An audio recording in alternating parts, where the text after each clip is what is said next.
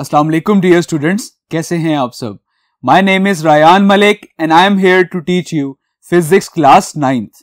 आज हम सॉल्व करेंगे चैप्टर नंबर 4 के रिमेनिंग न्यूमेरिकल्स।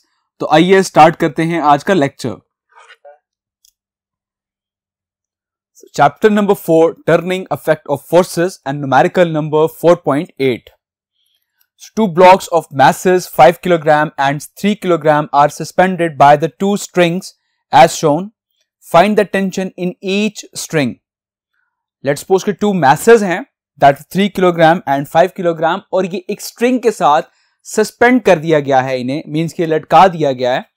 अब हमने इन string में जो tension produce होगी इन masses की वजह से वो आपने calculate करनी है।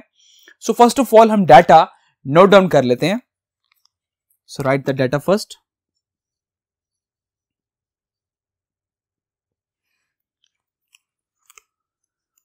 Now let's suppose कि M1 mass है that is equals to 5 kilogram and similarly M2 mass है that is equals to 3 kilogram. And what you have to find?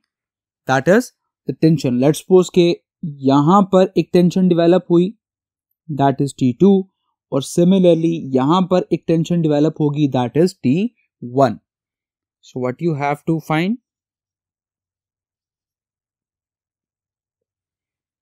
That is tension T1 and tension T2. So write the solution.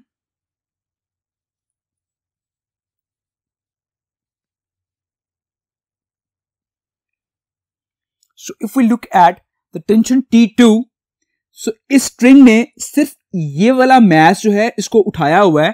That means कि जब हम इस tension की बात करेंगे तो हम सिर्फ इस mass को consider करेंगे। Clear?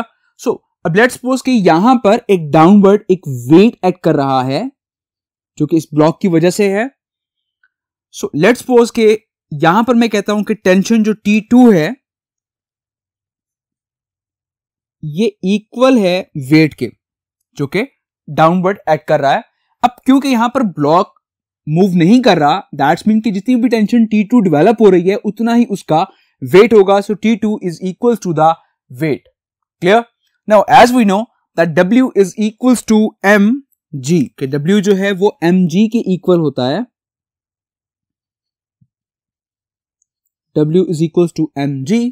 सो अगेन मैं यहाँ पे रिप्रेजेंट कर देता हूं, this is the mass 1 and this is the mass 2. So अब यहां पर अभी हम वेट की बात कर रहे हैं सिर्फ इस ब्लॉक की, तो हम M2 को कंसीडर करेंगे यहां पे।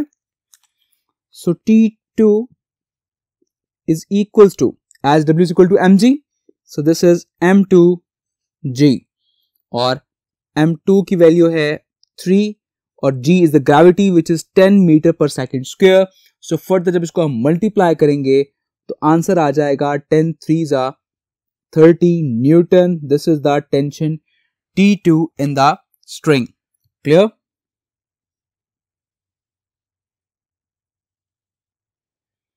ओके, सो अब आपने फाइंड करनी है टेंशन T1.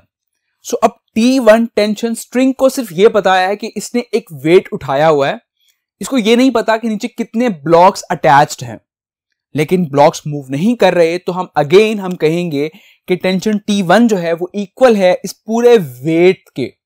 ओके, अब इस वेट में दो मैसेज एक्ट कर रहे हैं that is M1 and M2.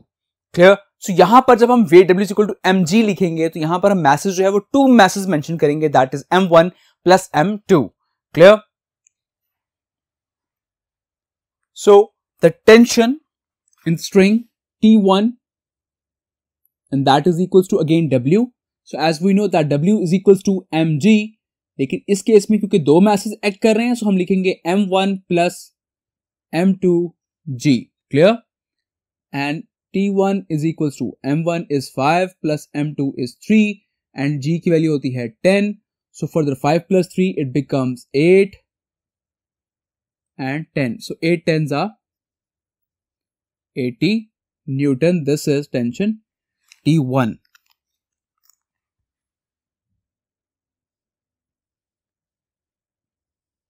Now write the result.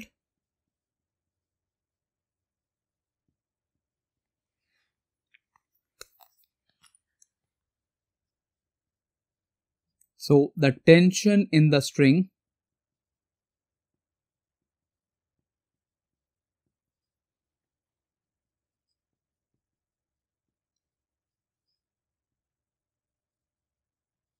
are 30 Newton and 80 Newton. Clear? Now the next numerical 4.9. A nut has been tightened by a force of 200 Newton using 10 centimeter long spanner. What length of a spanner is required to loosen the same nut with 150 Newton force? So इस numerical में हमसे कहा गया है कि एक नट जिसको tight किया जा रहा है 200 न्यूटन फोर्स के साथ और इसमें जो स्पैनर यूज किया जा रहा है उसकी लेंथ है 10 सेंटीमीटर. सो अब आपने उस नट को दोबारा से लूज करना है और अब हम 150 न्यूटन की फोर्स एक्सर्ट कर रहे हैं. तो अब स्पैनर की कितनी लेंथ आपको रिक्वायर्ड होगी कि उसी टॉर्क से दोबारा से वो नट जो है वो लूज हो जाए. Okay, so first of all यहां पर हम डाटा नोट डाउन कर लेते हैं.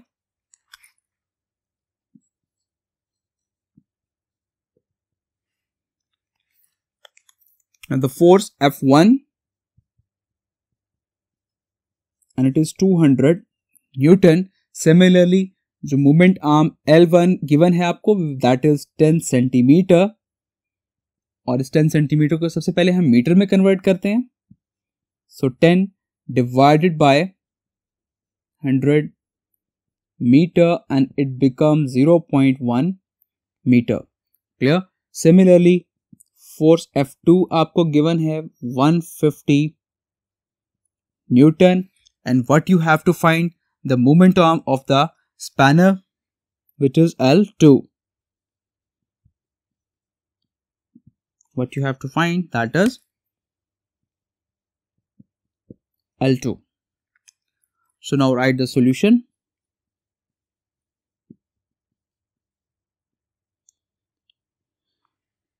सो अब क्वेश्चन में हमसे ये कहा गया है कि what length of the spanner is required to loosen the same nut. That mean कि जितना टर्निंग इफेक्ट पहले प्रोड्यूस हुआ था अब एंटी क्लॉकवाइज डायरेक्शन में भी उतना ही टर्निंग इफेक्ट प्रोड्यूस होगा. So according to the second condition of equilibrium that sum of all the torque is equal to 0. So यहां पर हम कह सकते हैं कि जो क्लॉकवाइज टॉर्क है that is equal to the anti clockwise torque. Okay, so you can write it as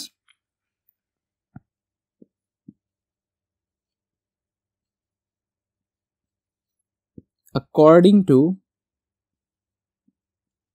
second condition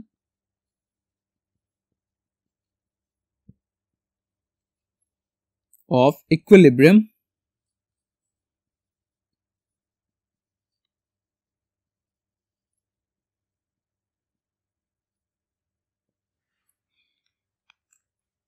clockwise torque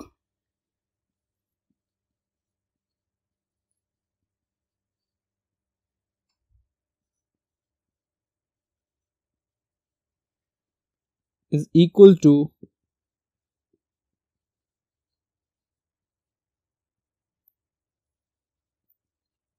anti-clockwise torque. Okay, so the torque 1 is equal to torque 2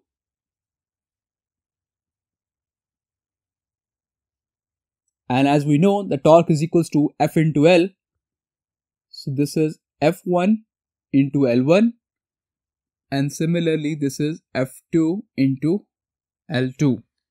Okay, so इसमें हम values put करते हैं. Force F1 की value आपको given है 200, L1 that is 0.1 and F2 which is 150 Newton and you have to find L2. So 150 यहां पर multiply हो रहा है तो यहां पर आके ये डिवाइड हो जाएगा.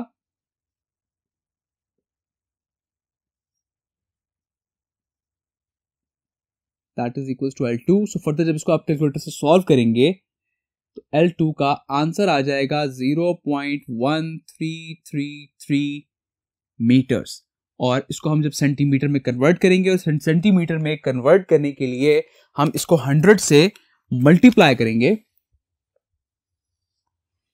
सो सेंटीमीटर में कन्वर्ट करने के लिए आप L2 को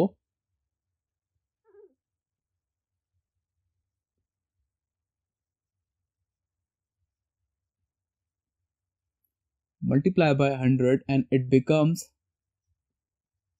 13.3 centimeter. This is L2. Clear?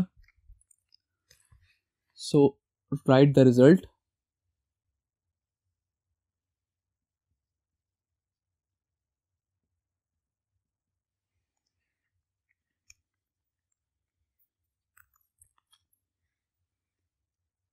So the required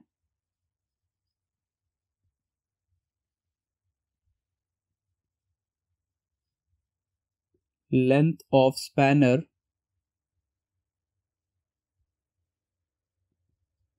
is 13.3 centimeter. Clear? Now the next numerical, a block of mass 10 kilogram is suspended at a distance of 20 centimeter from the center of a uniform bar 1 meter long. What force is required to balance it at its center of gravity by applying the force at the other end of the bar? So, इस numerical में हमसे कहा गया है कि एक 1 metre long बार है. अब उसने कहा कि सेंटर से 20 सेंटीमीटर के डिस्टेंस पर एक ब्लॉक जो है वो अटैच्ड है और इस ब्लॉक का जो वेट है that is 10 kilogram. Okay, so block का वेट है 10 किलोग्राम और इसका सेंटर से यहां तक जो फासला है वो है 20 सेंटीमीटर. सो अब टोटल जो बार की लेंथ थी that is 1 meter. That mean कि इसकी जो पूरी हाफ साइड है वो हो जाएगी 0.5 मीटर और हाफ साइड जो है वो हो जाएगी इसकी 0.5 मीटर. लेट्स सपोज कि अगर ये कंप्लीट जो है ये 1 मीटर है तो मैं कह सकता हूं कि इसकी हाफ साइड जो ये वाली है दैट इज 0.5 मीटर. सो अब हमसे क्वेश्चन में कहा गया है कि what force is required to balance it, कि दूसरे एंड पर आप कितनी फोर्स अप्लाई करेंगे कि आप इस यूनिफॉर्म बार जो लॉन्ग बार है इसको बैलेंस कर सकें. सो बेसिकली इस पॉइंट पर जो फोर्स एक्सर्ट होगी वो आपने कैलकुलेट करनी है. ओके, सो अब अगर हम फर्स्ट ऑफ ऑल डाटा लिखें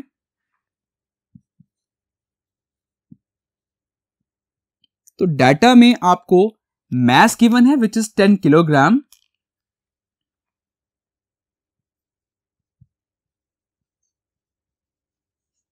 और सिमिलरली इसका जो फर्स्ट मोमेंट आर्म है that is 20 centimetre L1 which is 20 centimetre. So इसको मीटर में कन्वर्ट करने के लिए आप 100 से डिवाइड करेंगे और फर्दर जब डिवाइड करेंगे तो इसका आंसर आ जाएगा 0.2 मीटर. क्लियर? सिमिलरली आपको फोर्स फाइंड करनी है विच इज F2 फोर्स जो कि दूसरे एंड पर अप्लाई होगी.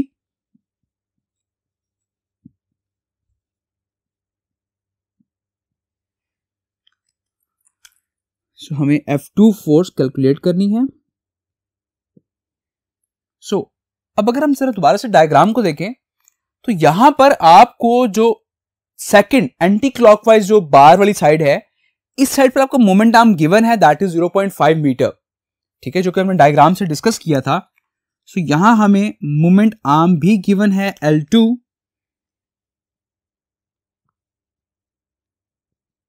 Which is 0.5 metre. अब हमें यहां पर F1 फोर्स भी मालूम होनी चाहिए कि F1 फोर्स यहां पर कितनी एक्सर्ट हो रही है. सो यहां पर हमें बेसिकली मास गिवन है. So as you know that W is equal to mg और W जो है ये इक्वल होता है F के. सो F, this is the F1 force and F is equals to W and that is equals to mg. So अगर हम put करें इसमें values, mass which is 10 kilogram and the G which is also 10. So 10 into 10 the force becomes 100 Newton. Clear? So यहां से आपके पास force आ गई F1 which is 100 Newton. So अब हम according to the Newton's second condition of equilibrium as the clockwise torque is equal to the anti-clockwise torque. सो इसके according हम F2 calculate कर सकते हैं. Clear? So according to second condition of equilibrium,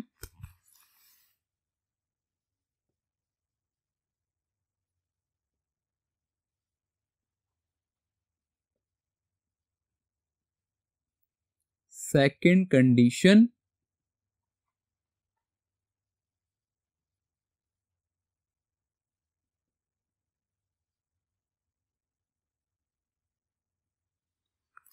of equilibrium, the clockwise torque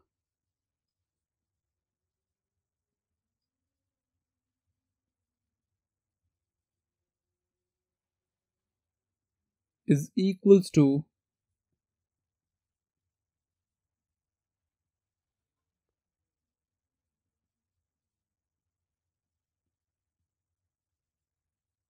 anti-clockwise torque, and the clockwise torque, which is torque 1 is equals to torque 2. This is F1 into L1 and this is F2 into L2. So आपको values given है. F1 force जो हमने calculate की which is 100 Newton into L1 which is 0.2 meter and F2 force जो कि आपने calculate करनी है और L2 की value given है आपको 0.5 meter. So 0.55 यहाँ पर multiply हो रहा है तो यहाँ पर आके divide हो जाएगा.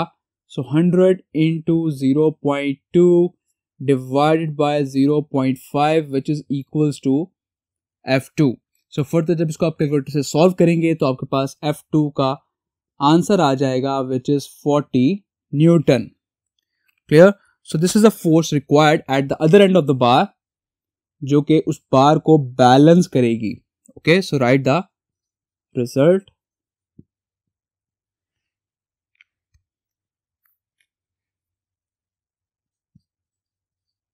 So the force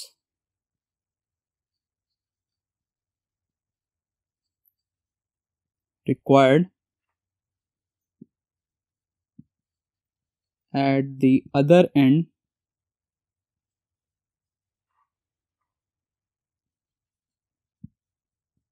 of the bar